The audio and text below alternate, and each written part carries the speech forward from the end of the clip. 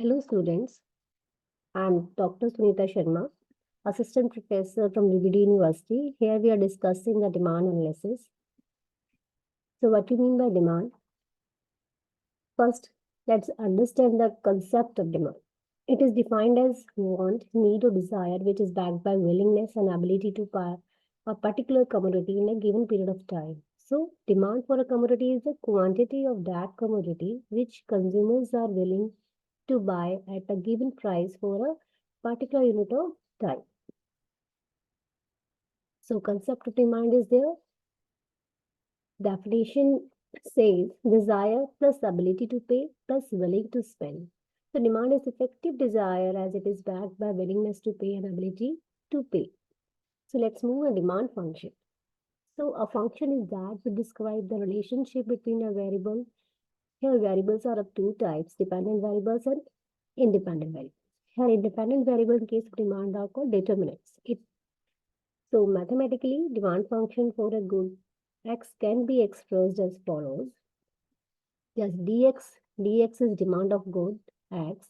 It is a function of capital Y, that is income of the consumer, px, price of x, pc, price of complementary goods, ps is price of substitute, T is taste of consumer, EP is consumer's expectation about future price, EY is consumer's expectation about future income, and its number of consumers, and D is distribution of consumers. Let's see the impact of all these determinants on demand. Demand is dependent variable here, and other variables are independent variables. Always demand is dependent. So first is price. First, price effect on demand. So when we see in the market, when demand for X is inversely related to its own price. Next, substitution effect on demand. If Y is a substitute of X, then as price of Y increases, demand for X also increases. We have seen it this. Then complementary effect on demand. If Z is a complementary of X, then as the price of Z falls, demand for Z goes up, and thus demand for X also tends to rise.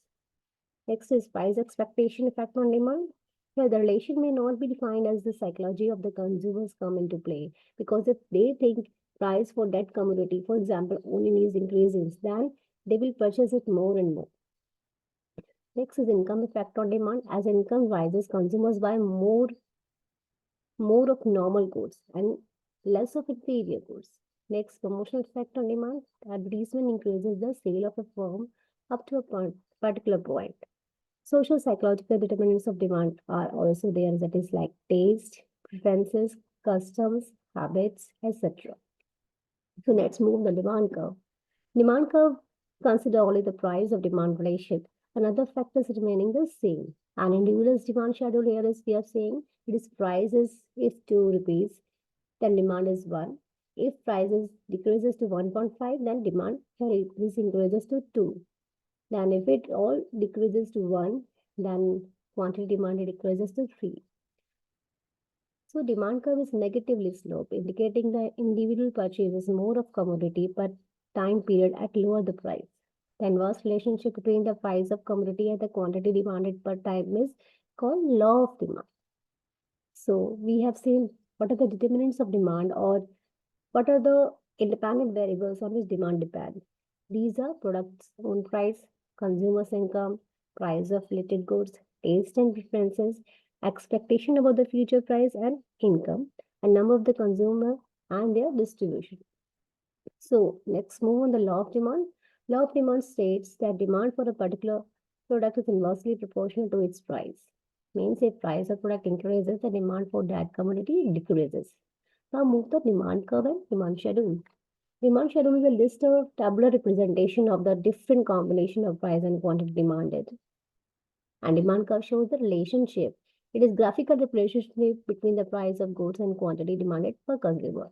That is, demand schedule is we are seeing in tabular representation, and individual demand curve is basically the graphical representation. Let's move on the concept of elasticity. Elasticity can be defined as the proportional change in demand of product in response to the proportional change in the any factor affecting demand. The benefit of concept of elasticity that it shows the amount of change in the demand. When the law of demand only shows the direction of change in demand, the elasticity of demand shows the direction as well as percentage change in demand. Hence, elasticity of demand is more useful concept than price. So demand elasticity is of various types. Main four types are price elasticity, income elasticity, cross elasticity, and promotional elasticity. The demand elasticity itself is very huge concept. We will discuss very small topic here is price elasticity. And price elasticity also has various types in case of degree. So we will discuss in further class. Let's see what you mean by price elasticity of demand. Price elasticity, it can be defined as proportional change in demand of product in response to the proportional change in price of product. That is, that we are showing here, percentage change in demand of X upon percentage change in price of that commodity. It is a very huge concept that I said earlier. So we will discuss in next class. So thank you, students. Hope you will understand a small concept. Thanking you.